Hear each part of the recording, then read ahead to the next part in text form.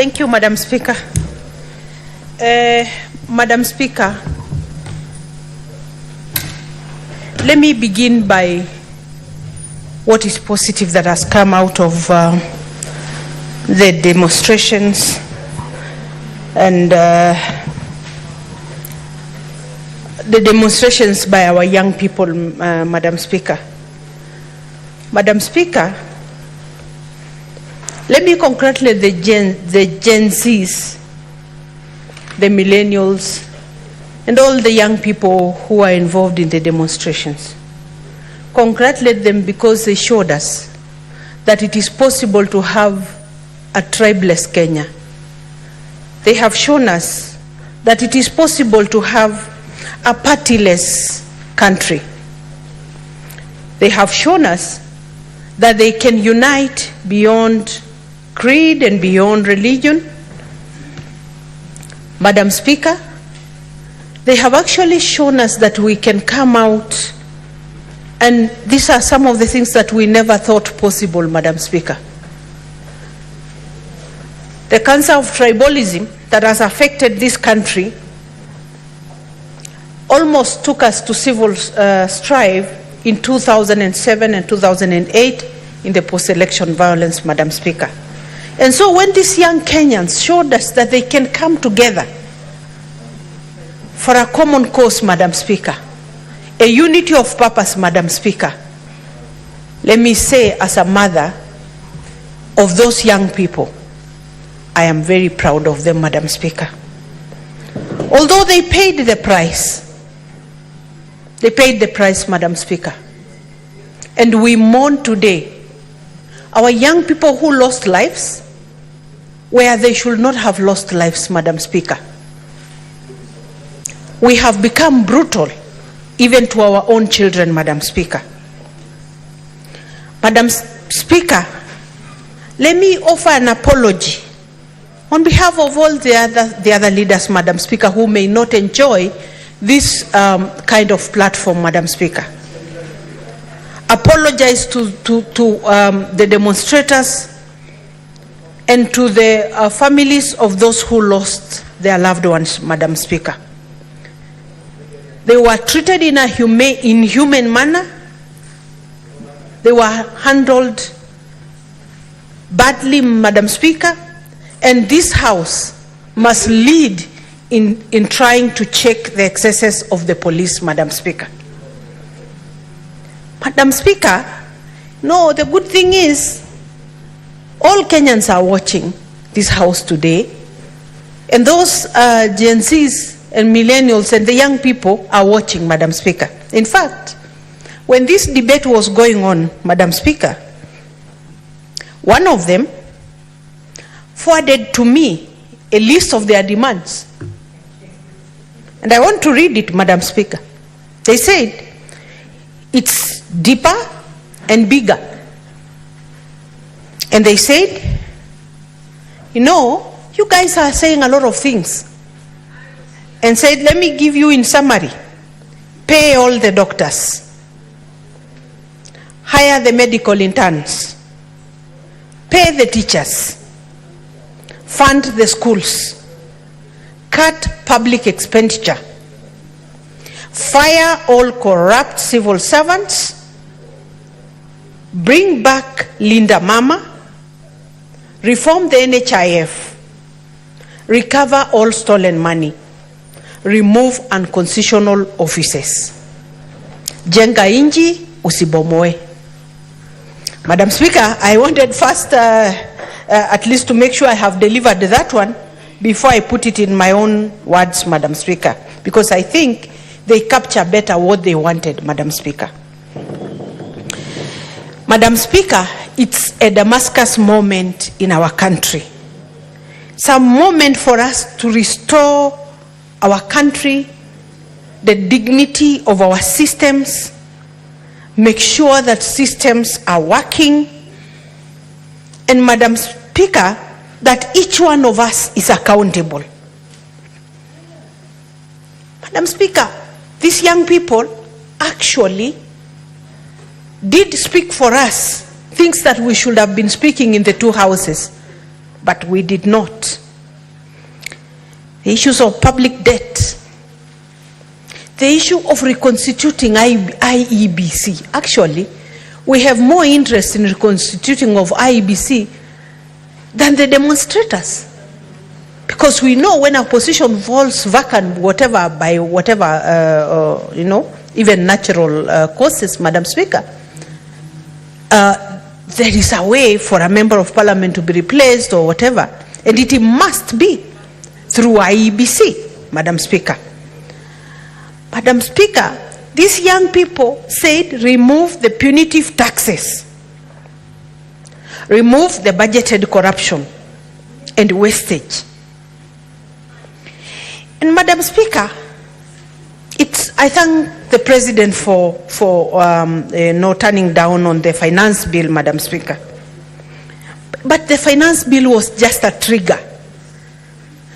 The issue is the unemployment, desperation that is out there, the unbearable taxation, Madam Speaker. These are the real issues that are affecting us today, Madam Speaker. People are demanding our faithfulness to the law.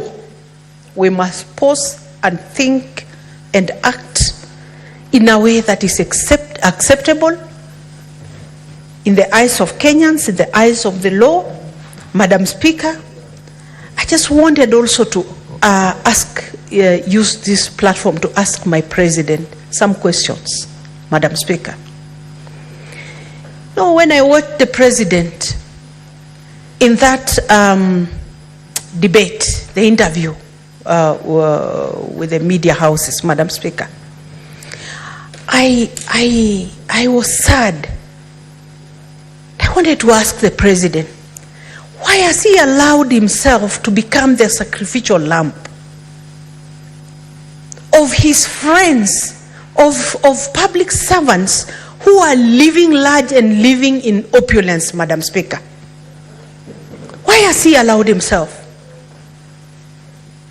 Why has he, today, Madam Speaker, if I may use an example, and it's not, I have even seen it trending on Twitter, Madam Speaker.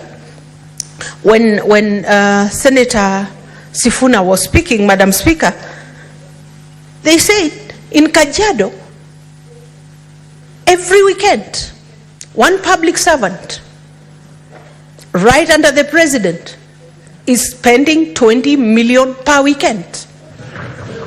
One public servant, Madam Speaker.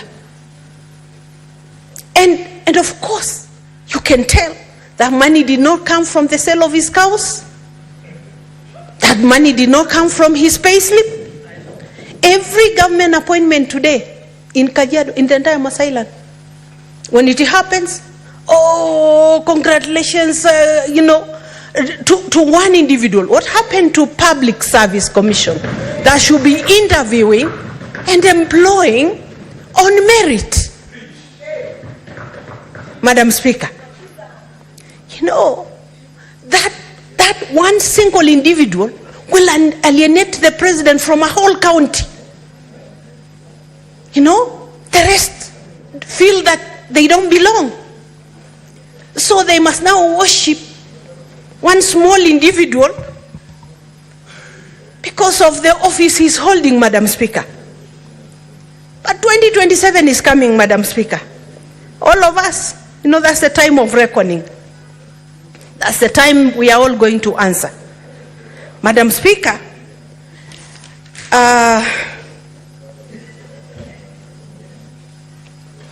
Madam Speaker, we need to rein on the commissions, independent commissions, like the National Cohesion, and make sure that Kenyans get equal opportunities, Madam Speaker. We need to ensure that electoral reforms are there, Madam Speaker.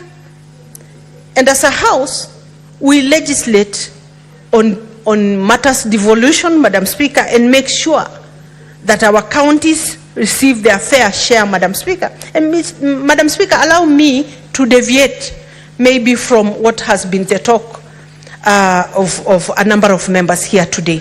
that CDF should go. Madam Speaker, I know the importance of CDF at the grassroots. And so, Madam Speaker, I will not advocate for CDF to go, but I will say that we enhance the oversight function of all the houses, the Senate, the National Assembly, and the county assemblies, Madam Speaker. Madam Speaker, EACC should reign over our counties because of the mismanagement of resources at the county levels, Madam Speaker. And so as we clean up at the national level, let us also make sure we clean up at the county levels, Madam Speaker. Madam Speaker, you know, of late, there is the 20 million weekend financial signature. You know, there are those now who are known to belong to that club of the 20 million per weekend. And they are known members of parliament, public servants, Madam Speaker, and they are the ones giving the Kenya Kwanza government a bad image.